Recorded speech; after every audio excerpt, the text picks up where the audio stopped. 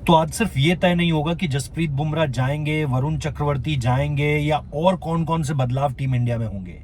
आज ये भी तय होगा कि बैटिंग ऑर्डर, जिस बैटिंग ऑर्डर के साथ आप लगातार खेल रहे हो, क्या इसी को फॉलो करना है, क्या हम इसी फॉर्मेशन के साथ जाएंगे। अमूमन तौर पर फॉर्मेशन जैसा शब्द आप फुटबॉल में सुनते हो, लेकिन यहां फॉर्मेशन का क्या मतलब है?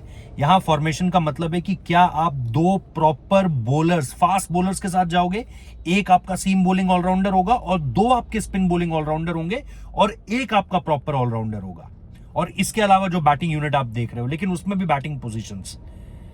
आज की मीटिंग में दरअसल इन सारी चीजों को लेकर के चर्चा होनी है। आज आपको यह तय करना है कि आपको रात 12 बजे से पहले जो स्क्वाड भेजना है उनमें क्या बदलाव होंगे, और इसके साथ साथ आप अहमदाबाद में क्या फुल ड्रेस रिहर्सल के लिए उतरोगे, यानी जो आपके पास बेस्ट अवेलेबल रिसोर्सेस हैं इस समय पर मौजूद टीम में, क्या उनकी आप बेस्ट टीम बनाकर अहमदाबाद में उतारोगे? ये आज की मीटिंग से और उसके बाद कल अहमदाबाद के गेम से तय होने वाला है। तो आज डिस्कशन, एक तो जाहिर सी बात है मीटिंग के क्या पॉइंटर्स हैं, कब शुरू होगी, कौन कौन लोग, क्या कुछ कल चीजें हुई हैं, इन सारी चीजों पर भी बात करेंगे। जसप्रीत बुमराह को लेकर के भी बात करेंगे, उनकी फिटनेस को लेकर के भी लगातार जो है वो अपडेट्स हैं। लेकिन इन सारी चीजों से इतर सबसे पहले बात यह कि एक जो डिस्कशन चल रहा है वो केएल राहुल और ऋषभ पंत को लेकर के चल रहा है। इस डिस्कशन में कहां मेरिट क्या कहती है, लॉजिक क्या कहता है, फैंडम से इतर ये सारी चीजें क्या कहती हैं, उसके बारे में बात करेंगे। लेकिन सबसे पहले मेरी एक ही रिक्वेस्ट है आप लोगों से, प्लीज चैनल सब्सक्राइब कर दीजिए, नोटिफिकेशन बेल प्रेस कर दीजिए और कमेंट, जाहिर सी बात है अगर आप पूरा सुनेंगे वीडियो तब आप ज्यादा बेहतर कमेंट कर पाएंगे rather than pre mature comments के, क्योंकि बहुत सारे कमेंट्स ऐसे रहते हैं कि किसी ने आधा सुना और उसके बाद उसी आधे में जाकर कमेंट कर दिया। तो पूरा सुनकर कमेंट करोगे तो जवाब दिया जाएगा, और जवाब मैं देता हूं, आप लोगों को पता है। तो कहीं ना कहीं थोड़ा सा इत्मीनान रखिए, छोटे वीडियोस होते हैं, बहुत लंबे वीडियोस नहीं होते, और सारी इंफॉर्मेशन से जो है वो भरे होते हैं। तो एक एक करके शुरू करते हैं बात, बट प्लीज एक रिक्वेस्ट है, सब्सक्राइब कर दीजिएगा, क्योंकि जैसा मैंने आपको बताया अब तो यूट्यूब की तरफ से भी कॉल आ गया है कि आपको बोलना चाहिए अपने दोस्तों को जो आपको देखते हैं कि सब्सक्राइब कीजिए और नोटिफिकेशन बेल दबाइए, क्योंकि सिर्फ 19,000 लोगों ने नोटिफिकेशन बेल दबा रखी है। तो ये बहुत कम आंकड़ा है यार, मतलब 1/4 के आसपास पड़ा हुआ हूं मैं subscribers to notification bell ratio पे। तो अब खबर शुरू करते हैं। मीटिंग में क्या होने वाला है, किस तरह की चर्चाएं होंगी, उस पर बाद में आएंगे। सबसे पहले ये जो डिबेट है ऋषभ पंत और केएल राहुल की जो डिबेट है, इस पर बात कर लेते हैं। देखो, मेरा इस पे हमेशा से एक सीधा ओपिनियन रहा है। मैं केएल राहुल को लेकर के कभी भी फॉर्मेट मिक्स नहीं करता, ना मैं ये कहता हूं कि केएल राहुल ने ओडीआई में खराब किया है। एक वो फाइनल की इनिंग्स, उसके अलावा केएल राहुल के आंकड़े बहुत अच्छे हैं, केएल राहुल ने परफॉर्म बहुत अच्छा किया। यस, पिछला मैच अच्छा नहीं गया, लियम लिविंगस्टन का 10 रन पर कैच छोड़ा, रिव्यूज में उनकी और रोहित की जो बात हो रही थी उसमें सामंजस्य नहीं बैठ पा रहा था, जबकि यही काम केएल राहुल ने वर्ल्ड कप में बहुत बेहतरीन किया था। उनकी विकेट कीपिंग, उनके कैचेस और उनकी बैटिंग सुपर्ब थी। यहां पर क्या हुआ है, और इसकी शुरुआत दरअसल यहां से नहीं होती है। सबसे पहले आप देखो, श्रीलंका में पिछले साल जो श्रीलंका में सीरीज हुई, 3 मैचेस की ओडीआई सीरीज थी, 2 मैच खराब गए केएल राहुल के। 2 में से भी मैं कहूंगा एक में वो शायद 0 पे आउट हो गए थे। पहले मैच में उन्होंने 30-40 करीब रन बनाए थे, उसके बाद उन्हें ड्रॉप कर दिया जाता है। और उस मैच में उस सीरीज में रोहित शर्मा के अलावा किसी के रन्स नहीं थे। एक पारी अक्षर पटेल की थी, एक पारी केएल राहुल की याद आएगी, और किसी की पारी आपको बहुत ज्यादा याद नहीं आएगी। लेकिन बाहर आपने 2 मैचेस के बाद केएल राहुल को कर दिया, ऋषभ पंत को मौका दिया। अब लगा कि चलो टीम ऋषभ पंत के साथ आगे बढ़ेगी, बट ऋषभ पंत को इस सीरीज से ड्रॉप कर दिया। मतलब इस सीरीज की प्लेइंग 11 में उन्हें नहीं खिलाया। स्क्वाड में है लेकिन 11 में नहीं है। तो वहां आपने 2 मैचेस के बाद केएल को क्यों ड्रॉप किया था, समझ में नहीं आया। वहां पंत को खिलाया तो फिर यहां मौका क्यों नहीं दिया, समझ में नहीं आया। अब केएल 2 मैचेस में खेल रहे हैं, लेकिन दोनों मैचेस में आउट ऑफ बैटिंग पोजीशन खेल रहे हैं। मतलब जो बल्लेबाजी क्रम उनका होना चाहिए, मेरे हिसाब से केएल राहुल मोस्टली सूटेड 4 या 5 नंबर। एक स्पेशलिस्ट को आप जो है ना वो फिनिशर का रोल देते हो। आप केएल को, वो टॉप ऑर्डर बैटर था, आपने टॉप ऑर्डर से हटाकर उसको मिडिल ऑर्डर में लेकर आए। उसने मिडिल ऑर्डर में परफॉर्मेंसेस दी, 100 मारे, इंडिया को जिताया। वर्ल्ड कप में इंडिया वर्सेस ऑस्ट्रेलिया मैच देख लीजिए उनका और विराट कोहली का, उसने आपको मैचेस जिताए।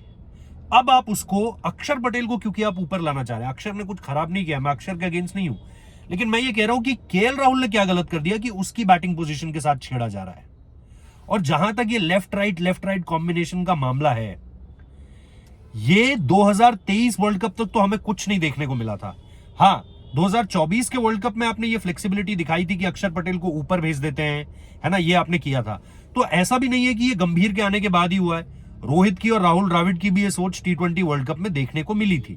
अक्षर पटेल पाकिस्तान वाले गेम में ऊपर आए, अक्षर पटेल वर्ल्ड कप फाइनल में ऊपर आए, T20 वर्ल्ड कप फाइनल में, तो आपने मल्टीपल टाइम्स ये होते हुए देखा। अब मेरा सवाल यह है कि अगर आपको केएल राहुल को out of his batting position खिलाना है, वो 4 और 5 नंबर का खिलाड़ी है। अब ठीक है, वो आप उसे 10 गेम दोगे, 12 गेम दोगे, तो वो शायद हो सकता है 6 नंबर पर भी फ्लरिश कर जाए, वो पावर हिटिंग भी करने लगे, वो फिनिश भी करने लगे गेम्स को। बट जैसा मैंने कहा, फिनिशर एक स्पेसिफिक रोल है। उस स्पेसिफिक रोल में आपके लिए आते ही मारने का काम ऋषभ पंत ज्यादा बेहतर कर सकते हैं। तो या तो आप केएल राहुल को उसके बैटिंग पोजीशन पे खिलाइए जो कि 4 और 5 नंबर है, और या फिर आप ये कहिए, क्योंकि अक्षर पटेल को तो आप 4 नंबर पर भी लेकर आ सकते हो, लेकिन वहां आपको श्रेयस अय्यर को छेड़ना पड़ेगा। अब सवाल यही है कि आप केएल राहुल को छेड़ रहे हो, और बार बार केएल राहुल को छेड़ा जाता है। टेस्ट टीम में केएल राहुल की बैटिंग पोजीशन के साथ छेड़ा जाता है, ओडीआई में उनकी बैटिंग पोजीशन के साथ छेड़ा जाता है, उनको बैटिंग पोजीशन के साथ साथ विकेट कीपर का रोल भी करना है। तो मेरा मानना यह है कि और किसी की बैटिंग पोजीशन छेड़ी नहीं जाती। आप 4 नंबर भी छेड़ सकते हो, आप अक्षर पटेल को 6 नंबर पे भी लेके आ सकते हो, लेकिन वो जो मोनोटनी आपको तोड़नी है राइट हैंडर्स की, उसको आपको 5 नंबर पर ही तोड़ना है। तो उसको अगर आपको 5 नंबर पर तोड़ना है तो जरूर तोड़िए, लेकिन फिर मुझे लगता है कि it's not fair for KL Rahul.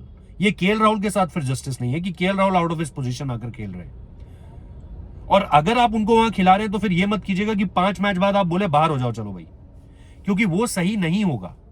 आपको फिर मौके देने पड़ेंगे, क्योंकि आप उन्हें एक अलग रोल दे रहे हो। वीरेंद्र सहवाग से जब सौरव गांगुली ने जब वीरेंद्र सहवाग से ये कहा था कि भाई तू ओपन करेगा टेस्ट क्रिकेट में, तो वीरेंद्र सहवाग ने मना कर दिया था।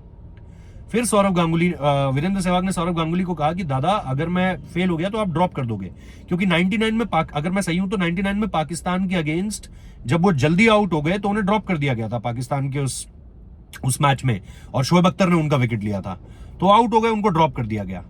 तो ये अश्योरेंस कैप्टन और कोच को केएल राहुल को देना पड़ेगा, क्योंकि आप देखो बैंगलोर से के बाद भी, मतलब जो इंडिया न्यूजीलैंड सीरीज थी उससे भी उनको ड्रॉप कर दिया गया था। तो कहीं ना कहीं जब आप ये चीजें देखते हो कि केएल राहुल को कम्युनिकेट कुछ किया जाता है और फिर होता कुछ और है ना, बैंगलोर तक बोला गया कि नहीं आप हो, उसके बाद आपने बोल दिया नहीं जी आप नहीं हो। तो सवाल मेरा यहां पर सिंपल सा है कि केएल राहुल को out of his batting position खिलाना है तो मौका बढ़ा देना। ये मत कर देना कि 2 या 3 मैच बाद आप बोलो कि नहीं जी इसके तो रन्स नहीं आ रहे हैं इस बैटिंग पोजीशन पर, तो हम इसे हटा देंगे, या फिर आप उस पोजीशन पर ऋषभ पंत को ले आओ। क्योंकि ऋषभ पंत अगेन नंबर्स उनके पास भी नहीं है, लेकिन ऋषभ पंत के पास वो नेचुरल गेम ज्यादा बेहतर है केएल राहुल की तुलना में, जहां पर आप बात करते हो फिनिश करने की। तो सिंपल सी चीज है, मेरे लिए इस रेस में आगे कौन है पीछे कौन है मैं वहां नहीं जा रहा हूं। मेरे लिए इस रेस में ये सबसे बड़ा सच है कि केएल राहुल के साथ फेयर नहीं हो रहा है, और जो आपने ऋषभ पंत के साथ श्रीलंका में किया वो भी आपने सही नहीं किया, कि पंत को आपने वहां पर एक गेम दिया और उसके बाद उन्हें ड्रॉप कर दिया। वहां पर क्यों लाए थे भाई फिर उन्हें? अगर आपको ड्रॉप ही करना था तो वहां पर मौका क्यों दिया? वहां पर भी केएल राहुल को खिलाते, क्योंकि आप तो कंटिन्यूटी बैक करते हो ना। तो कंटिन्यूटी के हिसाब से तो केएल राहुल के भी 2 ही गेम्स हुए थे। तो वो सबसे बड़ी एक चीज है। तो मेरे लिए इस मीटिंग का जो सबसे बड़ा पॉइंट निकल कर आने वाला है ना, वो ये है कि आप इन विकेट कीपर की रेस में क्या फैसला लेते हो।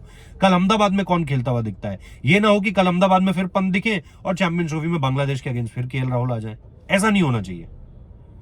जो कर रहे हो उसके पीछे एक सॉलिड रीजन होना चाहिए। और जैसा मैंने कहा, केएल को अगर आप 6 नंबर खिला रहे हो तो मौके बराबर देना, ये मत करना कि खत्म कर दो, और या फिर पंत को ले आओ अगर तुम्हें पता है कि तुम्हें मौके नहीं देने। तो सिंपल सी बात, अभी कर दो ऐसा। दूसरी सबसे इंपॉर्टेंट चीज, इस मीटिंग में क्या कुछ होने जा रहा है। इस मीटिंग का सबसे अहम डिस्कशन का जो पॉइंट होगा वो आपको भी पता है, जसप्रीत बुमराह को लेकर होगा। और जैसा मैं लगातार कह रहा हूं कि जसप्रीत बुमराह को लेकर के अभी सिर्फ ये फैसला लिया जाना है कि आज क्या होने वाला है। ये बताया जा रहा है, सोर्सेस ये कह रहे हैं कि हाँ ये हो सकता है कि वो सेकंड मैच के बाद आपका इंडिया पाकिस्तान का जो गेम है उसके आसपास आपको देखने को मिले। हो सकता है कि 25 तो नहीं, 26 या 27 तारीख तक जसप्रीत बुमराह आपको इंडियन टीम के साथ जुड़ते हुए दिखे। फिर वो न्यूजीलैंड गेम खेलेंगे या नहीं ये आपको देखना है। हालांकि अगर 26-27 तक जुड़ जाते हैं जो कि सोर्सेस कह रहे हैं, तो फिर वो खेलेंगे वो वाला गेम। अब सवाल ये है कि 26-27 के बाद फिर आपको 2 तारीख को तो मेरे ख्याल से इंडिया न्यूजीलैंड गेम है आपका, तो वो गेम फिर शायद जसप्रीत बुमराह खेल जाए। अभी सोर्सेस के हवाले से यही खबर है। आगे क्या होता है और क्या चीजें निकल कर आती है वो मैं लगातार आपको डेवलपमेंट जो है वो देता रहूंगा। 15 तारीख को दुबई पहुंच जाऊंगा। अब इस मीटिंग में एक जो और इंपॉर्टेंट पॉइंट है वो फॉर्मेशन को लेकर के भी है। जो फॉर्मेशन मैंने आपको शुरुआत में समझाने की कोशिश की कि आपके पास अगर आप विकेट कीपर को भी ऐड कर लो तो आपके पास 6 प्रॉपर बैटर्स हैं और एक ऑलराउंडर को भी ऐड कर लिया इसमें। ये है रोहित शर्मा, ये है शुभमन गिल, ये है विराट कोहली, 3 हो गए। उसके बाद 4 नंबर पर श्रेयस अय्यर, 5 नंबर पर आपका wicket keeper batter KL Rahul या ऋषभ पंत, और फिर 6 नंबर पर आपको देखने को मिलने वाला है 6 नंबर पर हार्दिक पांड्या। तो ये जो सारी चीजें हैं, ये जब आपको देखने को मिल रही हैं, तो फिर आपको दो सबसे इंपॉर्टेंट चीजें, ये हो गया आपका बैटिंग ऑर्डर, और इस बैटिंग ऑर्डर के बाद आपको देखने को मिलने वाला है आप जिस तरीके से चीजों को आगे बढ़ाओगे। यानी आपके पास होंगे 2 बॉलिंग ऑलराउंडर्स, अक्षर पटेल, रविंद्र जडेजा, अक्षर पटेल। उसके बाद आपके पास जो है वो होगा एक प्रॉपर स्पिनर, कुलदीप यादव या वरुण चक्रवर्ती, और उसके बाद होंगे आपके पास 2 प्रॉपर सीमर्स, मोहम्मद शमी हर्षदीप, या मोहम्मद शमी हर्षित राणा, या हर्षित राणा और अर्शदीप सिंह। ये कॉम्बिनेशन आपका होगा। तो इस पर भी आपको आज फैसला लेना है कि आपका जो फॉर्मेशन होगा, जो टीम फॉर्मेशन होगा, वो किस तरीके से बिल्डअप करेगा यहां से आगे। तो इन चीजों पर आज बात है, और इन चीजों को लेकर जो भी बातें निकल कर आती हैं, वो आप लोगों के साथ अपडेट के रूप में मैं जरूर शेयर करूंगा। फिलहाल thank you so much for watching this video. आप मुझे बताइए केएल राहुल और Rishabh Pant point of view पे आप क्या सोचते हैं, और क्या और किसी को आप चाह रहे हैं कि वो टीम में आ जाए। मोहम्मद सिराज को लेकर के बहुत लोग इंटरेस्टेड हैं, बट क्या और कोई नाम ऐसे हैं जिनको आप चाहते हो कि वो टीम में बदल कर आ जाए। आज रात दुबई टाइम के हिसाब से 12 बजे, यानी अपने यहां जब 1:30 बज रहे होंगे, वो डेडलाइन होगी, रात के 1:30 बज रहे होंगे, यानी आप देखेंगे कि 12 बज चुके होंगे इंडिया में और 1:30 बज चुके होंगे।